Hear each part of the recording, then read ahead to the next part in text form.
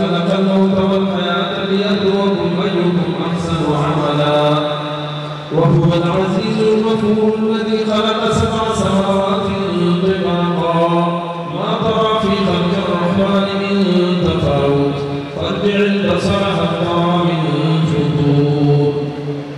ثم ارجع البصر كرتين ينقلب إليك البصر خاسئا وهو حسير ولقد زينا السماء الدنيا بمصابيح وجعلناها رجوما للشياطين وأعتدنا لهم عذاب السعير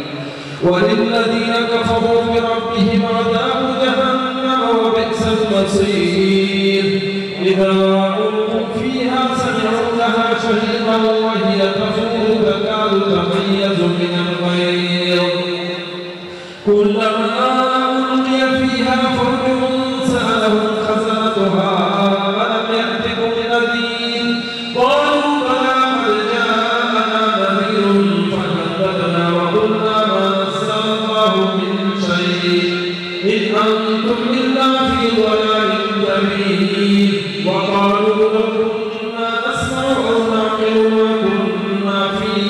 أصحاب السعير فاعترفوا بذنبهم فسحقا لأصحاب السعير إن الذين يخشون ربهم بالغيب لهم مغفرة وأجر كبير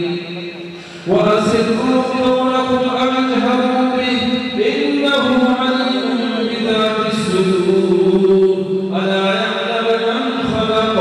وهو اللطيف الخبير هو الذي جعل لكم الأرض ذلولا فامشوا في مناكبها وكلوا من رزقه وإليه النشور أأمنتم من في السماء أن يخسف بكم الأرض فإذا هي تمور أم أمنتم من في السماء أن يرسل عليكم حاصبا فستعلمون كيف نذير ولقد كذب الذين من قبلهم فكيف كان نكير أولم يروا إلى الطير فوقهم صافات ويقبضن ما يمسكهن إلا الرحمن إنه بكل شيء بصير أمن هذا الذي هو جند لكم ينصركم من دون الرحمن إن الكافرون إلا في غرور أمن هذا الذي يرزقكم إن أمسك رزقه فلجوا في عتو ونفور أفمن يمشي مكبا على وجهه أهدى أمن يمشي سويا على صراط مستقيم قل هو الذي أنشأكم وجعل لكم السمع والأبصار والأفئدة قليلا ما تشكرون قل هو الذي ذرأكم في الأرض وإليه تحشرون ويقولون متى هذا الوعد إن كنتم صادقين قل إنما العلم عند الله وإنما أنا نذير مبين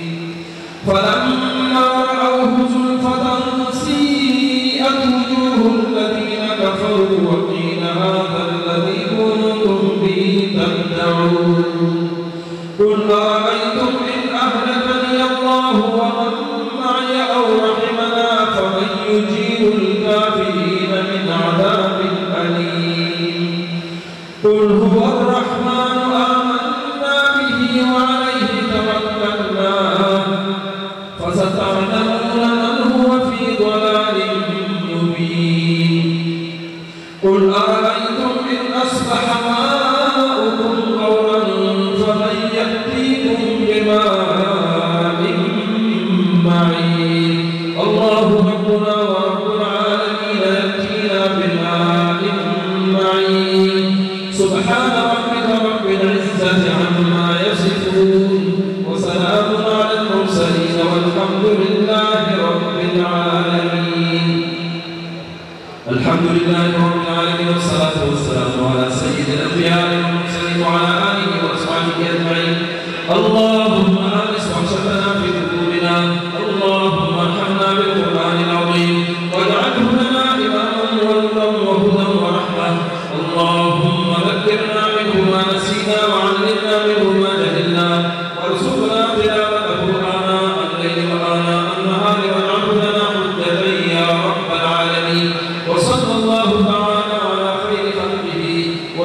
عرشه